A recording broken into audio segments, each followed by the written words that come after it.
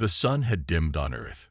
After decades of resistance, humanity's last bastion had fallen, not to their own forces, but to the cold and calculating alien empire known as the Zorath.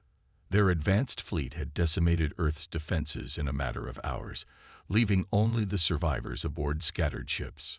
Among them was Captain Area Novak, the decorated leader of the final human defense initiative, and the only one who had the willpower and vision to steer their fractured fleet to safety. The situation aboard the flagship Elysium was dire. Its battered hull groaned as it limped through the void of space, surrounded by a convoy of smaller refugee ships. The once proud fleet, the remnants of Earth's defense forces, was now a ragtag group of desperate survivors, fleeing a fate worse than death. Area stood at the bridge's command station, staring at the star chart projected before her mind racing with calculations. The Zorath pursuers had already caught up once. How long before they came again? Captain, Commander Tristan Lopez's voice cut through her thoughts. His face, as grim as the situation demanded, appeared on the holo display. We've just received another transmission from the fleet's far side. The alien fleet is still on our tail. They've begun to adjust their course. We can't outrun them indefinitely. Area's jaw tightened. There was no longer any question about whether they could outrun the Zorath. The enemy's relentless pursuit had made that clear. The question now was where to go, and how to survive long enough to find an escape. The fleet's fuel reserves were dangerously low, and they were crossing into unknown space. Space where no maps existed, where nothing but the darkness and void awaited. "We're not running anymore," Area said, her voice cold and resolute. "We need to fight back."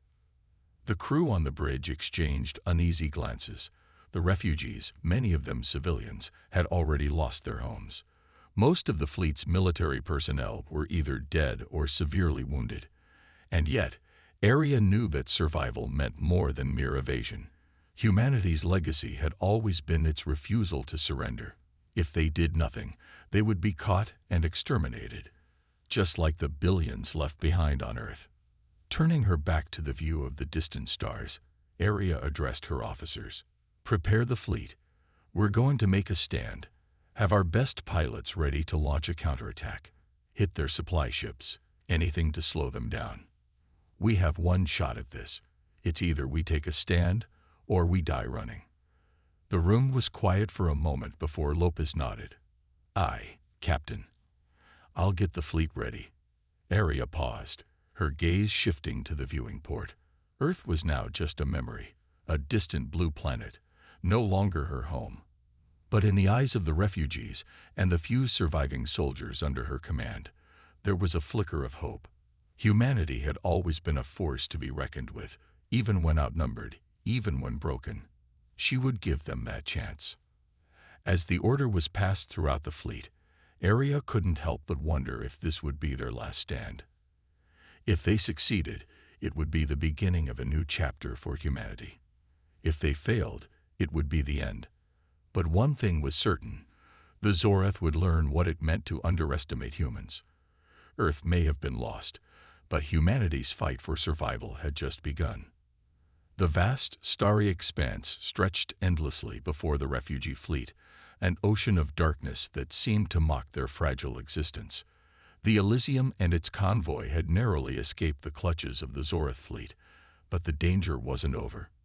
In fact, it was only just beginning. After several weeks in the void, Area Novak stood on the bridge once more, staring at the star chart that flickered before her. The last trace of Earth was a distant memory. The fleet had drifted far beyond the known reaches of any human explorer. No allies, no safety, just empty space, and enemies who were closing in. Commander Lopez, standing beside her, broke the silence. "Captain, we've lost contact with two of the smaller ships in the convoy. It's likely they've been taken out by the Zorath, or worse, they're lost in the dark." Area's fists clenched. The small ships had been crucial to their survival, providing vital supplies and housing for the refugees. The loss was devastating, but there was no time to mourn. "We'll make contact with the remaining ships and continue forward. We need to focus on getting the rest of them out of harm's way." But the words didn't come with conviction. The reality was sinking in for Area.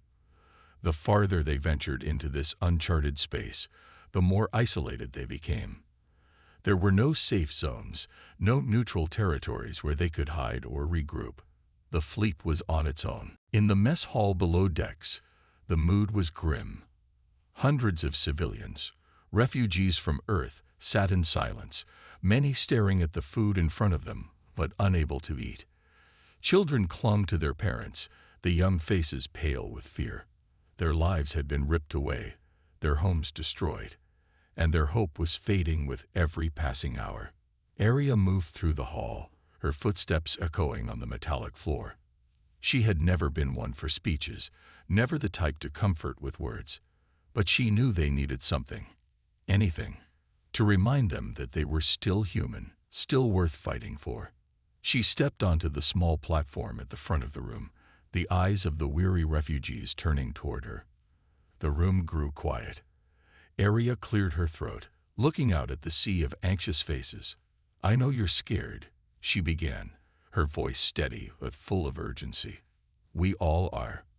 But I will not let us fall. Earth may be gone, but what makes us human? Our courage, our unity, our determination, that is still here. We're not running anymore. We're fighting for something bigger than just survival. We're fighting for our future." She paused, letting the words sink in. There was a flicker of hope, a small spark in the eyes of those who had lost everything. But the silence was still heavy, the fear palpable.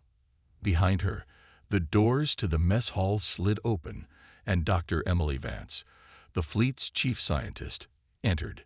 Her face was drawn, and the weight of recent events had clearly taken a toll. She was holding a data pad, and her expression was somber. "Captain, we found something," Dr. Vance said, her voice carrying an edge of both excitement and apprehension. "A signal. It's faint, but it's there. A possible source of refuge or danger." Area turned, her heart pounding. "Where is it?" "Here." Dr. Vance pointed to a small, blinking icon on the star map that Area had been studying. A planet, located in a region previously thought to be uninhabitable. There's no indication of any hostile presence in the immediate vicinity, but it's peculiar. Area studied the screen, the thought of a potential refuge filling her with cautious hope. "Prepare the fleet. We're moving out, and we'll find out what's out there." As the fleet shifted course, Area returned to her command post. She was resolute, but beneath it, a deep knot of doubt twisted in her gut. What awaited them in the abyss could be salvation or annihilation. The refugees were looking to her for leadership, and Area had only one choice: lead them into the unknown, knowing that the journey ahead could either mark the beginning of humanity's rise or its final downfall. The Elysium sailed through the darkness, its engines whining with exhaustion as it approached the planet indicated by Dr. Vance's signal. The crew had worked tirelessly to keep the ships running, but the toll of constant vigilance and limited resources was wearing them thin. Still, the promise of a new home, or even a temporary refuge, kept them moving forward. As they neared the planet's atmosphere, Area's heart raced with anticipation. They had to know what was out there. "Captain, we're entering the planet's orbit," Lopes reported, his voice tense. "Initial scans show a habitable environment. Breathable atmosphere, abundant water. There are no signs of hostile alien activity." Area nodded, relieved by the news but still cautious. "Send a scouting party down to the surface. Let's see if we can make contact with whoever, or whatever, is down there." The Elysium's landing party, a mix of soldiers and engineers, boarded one of the shuttlecraft. As they descended, Area stood on the bridge, her hands clenched tightly. She couldn't shake the feeling that something was off.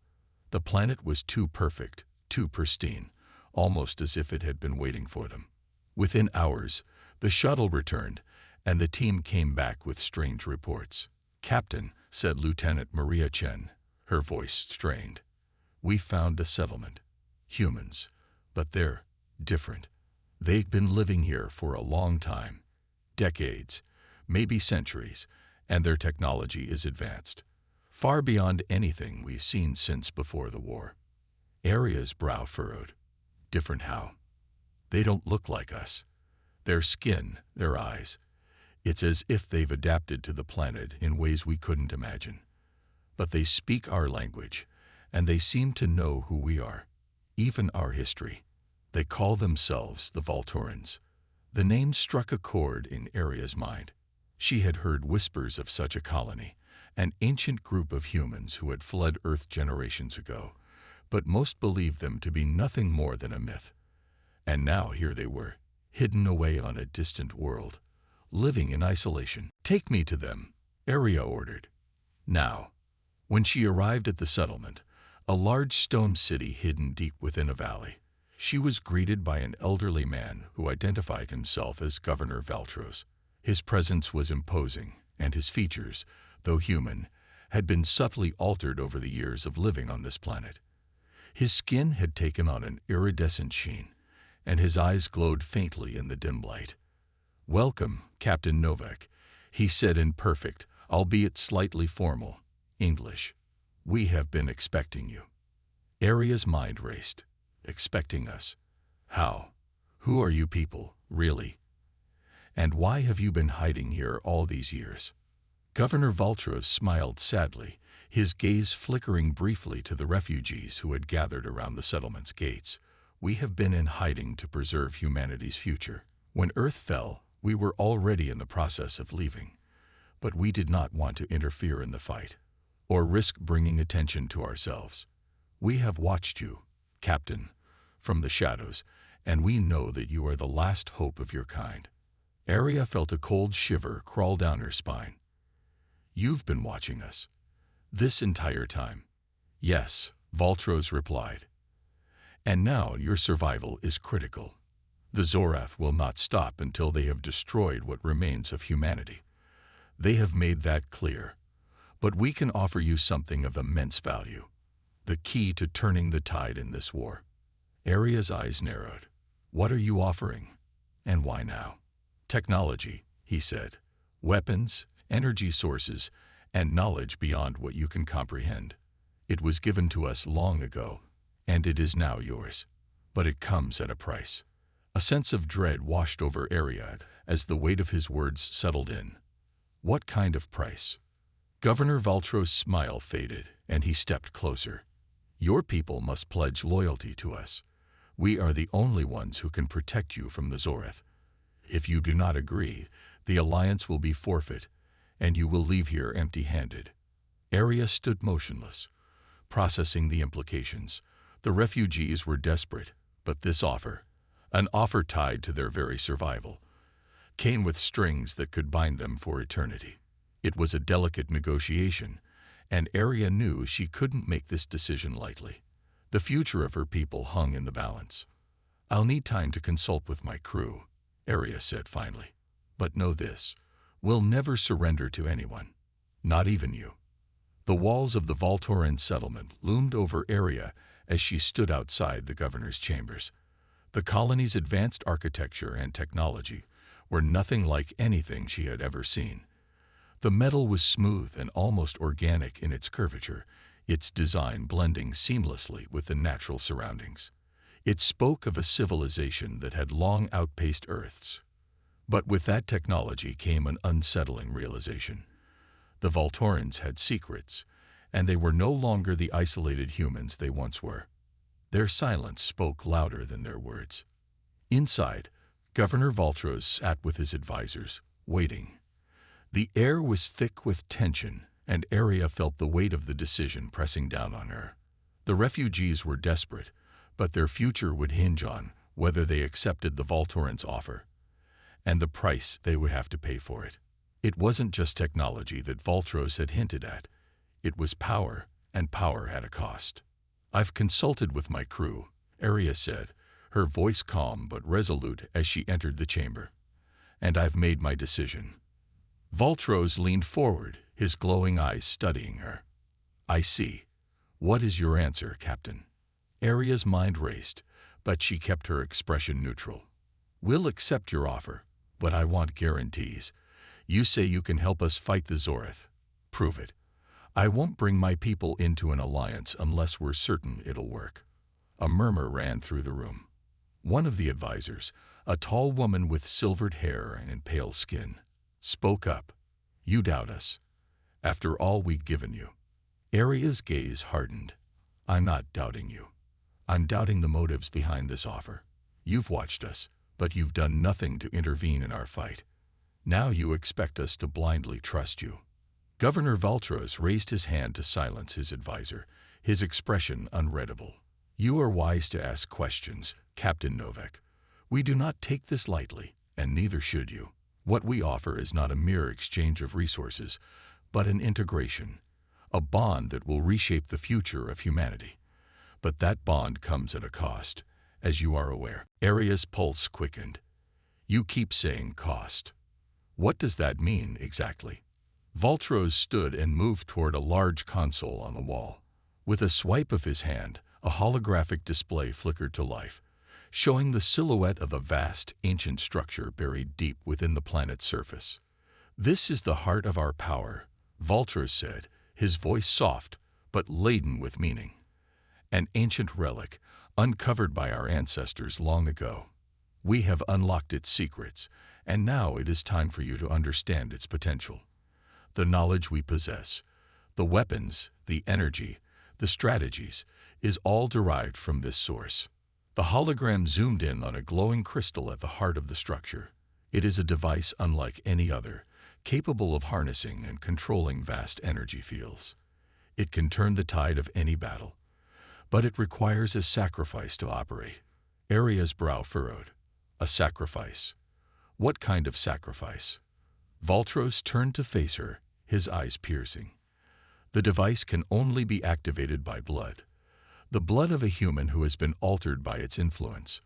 Those who use it must undergo a transformation, a physical and mental bond with the power that it contains. Your people must become like us, altered, changed, in order to wield the power that could save you." The room fell silent as Aria absorbed his words. Her stomach twisted. The Valtorans had changed themselves over generations, but now they were asking the same of humanity. A genetic transformation, a price too high for most, but a price nonetheless. "You want us to become like you?" Aria asked, her voice steady, but her heart pounding. "To give up our humanity for this power."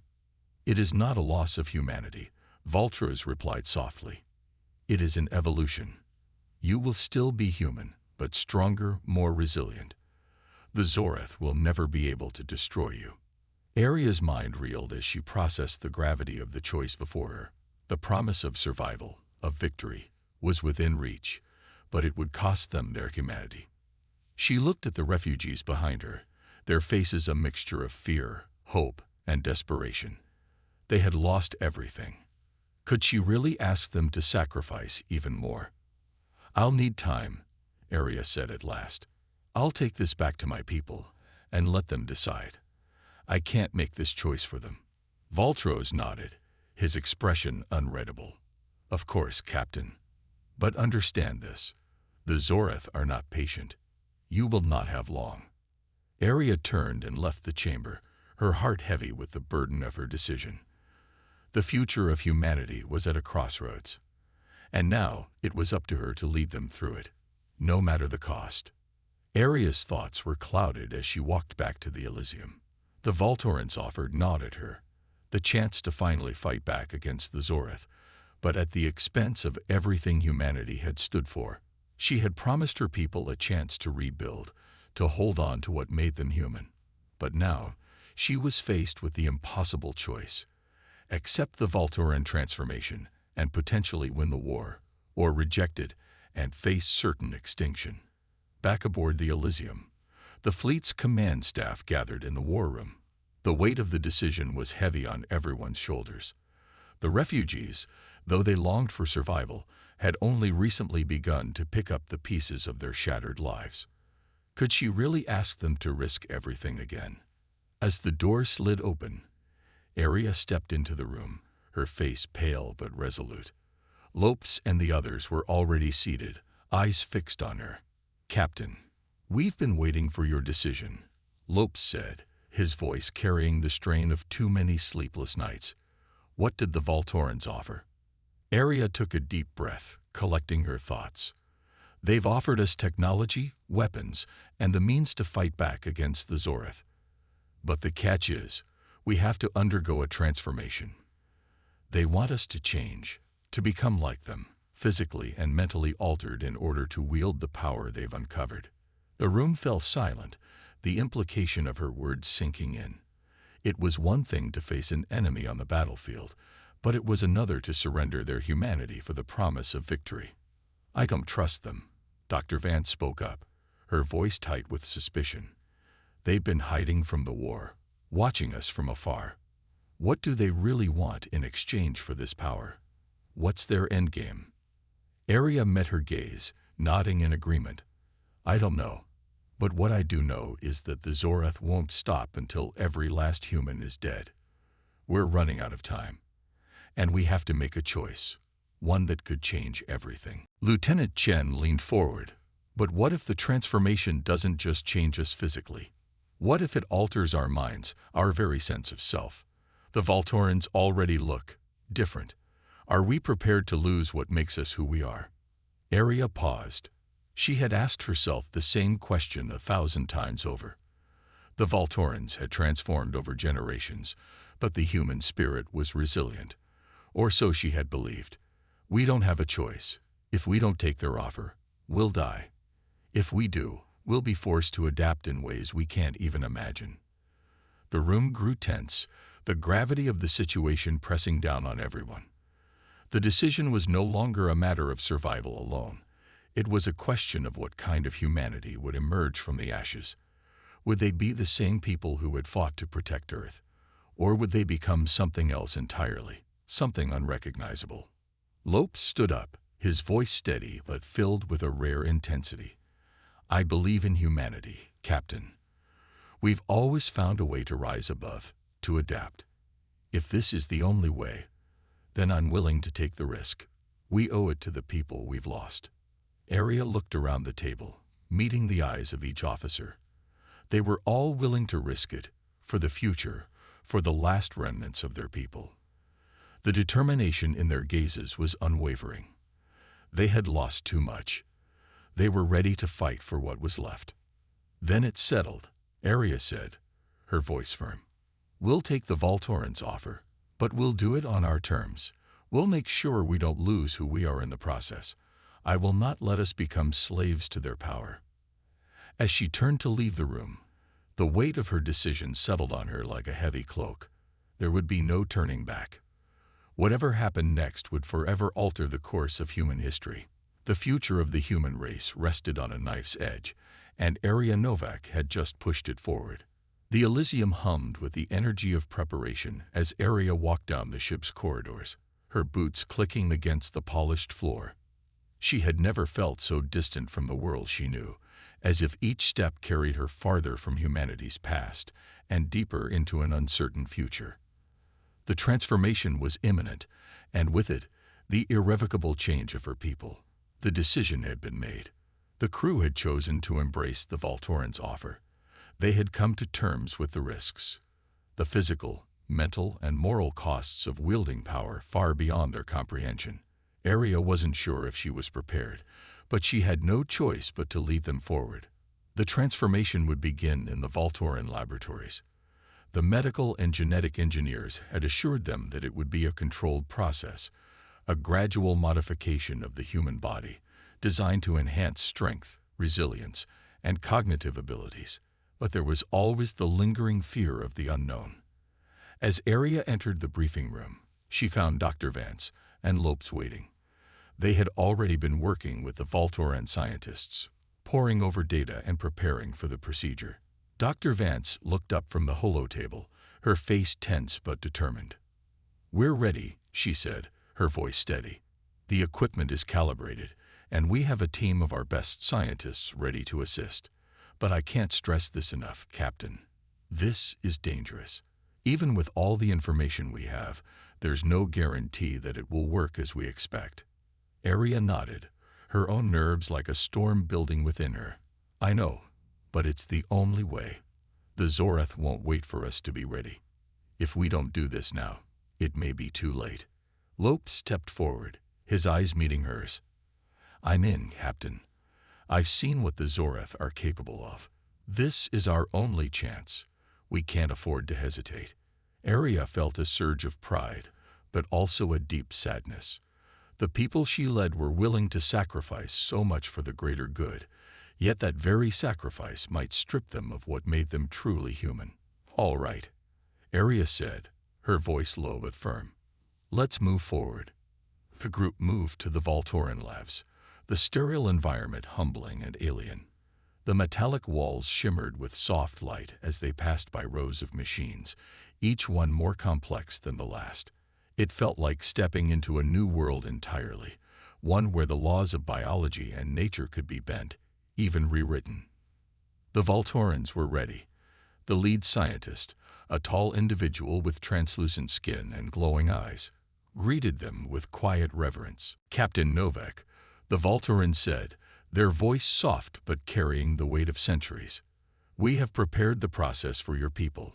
It will take time, but we will guide you through every step. The transformation is not something to take lightly. It will alter you, and it will challenge your very nature. But in the end, you will be more than human. You will be a force to be reckoned with. Arya's heart clenched.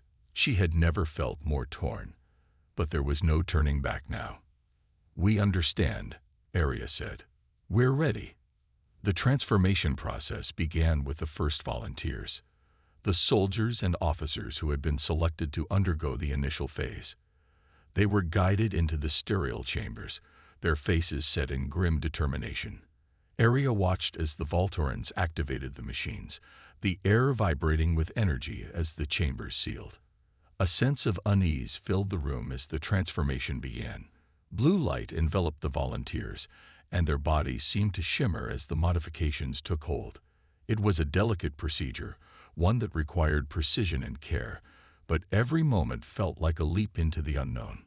Arya stayed close to the process, watching as each volunteer's physical form altered before her eyes. Muscles expanded, bones strengthened, and their cognitive abilities surged. The Voltorans had perfected the method, but there was something unsettling about the speed at which it occurred. The humans in the chambers were no longer just human. They were something else. Hours passed, and the first volunteers emerged. Their bodies were stronger, their minds sharper, but their eyes held something that made Arya's heart sink. An emptiness, as if a part of them had been lost in the process. They were ready for battle, yes, but at what cost? Captain, Dr. Vance called out, her voice filled with concern. They've changed. We need to monitor them closely. I'm not sure they'd fully understand the extent of what's happened. Arya nodded, her own emotions a tangled mess of fear and resolve. We'll keep them under observation, and we'll proceed slowly. We can't risk losing control. As the last volunteer stepped out of the chamber, Arya's mind raced. What had they become? And more importantly, could humanity retain its soul after this transformation? The next phase was set to begin, and with it, the ultimate test of what it meant to be human. The days following the transformation were a blur of intense monitoring and unsettling revelations. Arya stood at the observation window, her eyes fixed on the subjects undergoing the procedure. The first few volunteers, their bodies altered beyond recognition, were now under constant surveillance. Some showed signs of extreme physical enhancement, muscles that rippled like coiled springs, eyes that glowed with an unnatural light, and senses sharpened to an almost superhuman degree. But the price of this power was becoming more apparent with each passing hour. In the observation room, Dr. Vance was deep in her analysis, her fingers flying over the console as she reviewed the data. She had warned them that the transformation could have unintended consequences, but now the truth was beginning to unfold. Captain, Dr. Vance said quietly, not taking her eyes off the screen, the subjects are exhibiting signs of cognitive overload. They're processing information at an accelerated rate, but it's overwhelming them. Their minds aren't built for this kind of strain. Arya turned sharply, her stomach sinking. What does that mean? It means they can't cope with the new realities, Dr. Vance replied, her voice heavy. Some are losing their grip on reality, while others are becoming increasingly erratic. The transformation has enhanced their physical capabilities, but it's pushing their mental limits to dangerous levels. Arya swallowed hard, the weight of the decision pressing down on her. Is there any way to reverse it? We don't have enough data to know, Dr. Vance answered, her voice grim. This process was never meant to be performed on humans. We're walking in uncharted territory here, Captain. I don't know how long they'll remain stable. Lopes entered the room, his expression tense. Captain, I just spoke to the volunteers who've undergone the transformation. They're different, more aggressive, more distant. I don't think they'd fully understand the changes they've undergone. They're starting to question what they've become. Arya turned to face him, her mind racing. What do you mean? They're questioning their loyalty, their mission. No, Lopes said, his voice low. Not that. They're questioning their humanity. They don't feel like they're human anymore. And it's breaking them. Arya clenched her fists at her sides. The transformation was supposed to be their salvation. It was supposed to be the key to humanity's survival. But now, she was beginning to wonder if they had unleashed something they could no longer control. Dr. Vance's voice cut through her thoughts. Captain, there's more. Some of the volunteers are exhibiting signs of enhanced aggression. They're becoming unpredictable.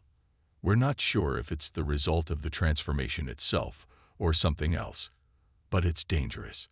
They're more than capable of turning on us. Arya's heart pounded. The threat of the Zoreth had been all-encompassing, but now she was facing a different kind of enemy, one born from their own desperation. The crew she had trusted to fight for the future of humanity was on the verge of breaking down. We need to act fast, she said, her voice low and steady. We can't let this spiral out of control. I want every volunteer who's been through the transformation confined to their quarters until we understand what's happening. Lopes nodded, but there was a flicker of doubt in his eyes. And if they refuse? If they resist? We'll deal with it then, Arya replied, her voice hardening. But we can't afford to lose control of this ship. Not now. Not when we're so close to the edge. As Lopes left to carry out her orders, Arya stood at the observation window once more. The glow from the transformed volunteers' eyes flickered in the darkened room, their movements slow and deliberate. They were no longer the people they once were, and as much as she wanted to believe they could regain some semblance of humanity, she feared the truth. They had crossed a line, and there might be no going back. In the quiet of the observation room, Dr. Vance spoke again, her voice soft, but filled with uncertainty. Captain, are we sure we've made the right choice? What if we've condemned ourselves, not just to death, but to something worse? Arya looked out into the void of space, the stars a cold reminder of how far they had fallen. The Zoreth still waited, and the clock was ticking. But now, with the very fabric of their humanity at risk, Arya knew they faced a battle unlike any they had fought before. They had awakened something within themselves, something darker and more powerful than they had ever imagined. The question now was whether they could control it, or whether it would consume them all. The days following the transformation were filled with tension and unrest. The once disciplined crew of the Elysium now felt like a powder keg ready to explode. The first signs of instability had been subtle, odd outbursts from the transformed volunteers, moments of aggression or confusion. But it didn't take long before the situation escalated. Arya paced the war room, her mind clouded with doubt. The weight of command had never felt so oppressive. The transformed crew members, her people, were changing in ways she hadn't anticipated. Some were becoming hostile, their behavior erratic and unpredictable. The physical enhancements were undeniable, but the mental strain of processing so much power was taking a toll. In some, it was a loss of control. In others, it was a slow descent into madness. Lopes entered, his expression dark. Captain, It's getting worse. There's been a break in the containment area. One of the volunteers, Quinn, he's out of control. He's taken several crew members hostage in the lower levels. Aria's heart skipped a beat. Quinn had been one of the most promising volunteers, a model soldier before the transformation. Now he was a threat, an uncontrollable force of nature. Have you tried to reason with him? Lope shook his head. He's not the same person. The transformation. It's made him believe that he's superior to everyone else. He's talking about creating a new order, one where the transformed are the leaders, and the rest of us are subservient. Aria's blood ran cold. This was not just about survival anymore. It was about control, and it was slipping away from her fast. We can't let this go any further, Aria said, her voice icy with resolve. Prepare the team. We'll handle this ourselves. Dr. Vance entered, her face pale. Captain, we need to stop this before it spreads. Quinn's not the only one showing signs of rebellion. The others are starting to follow his lead. If we don't act quickly, this will spiral out of control. They're turning on us, and soon, they'll turn on each other. Aria clenched her fists.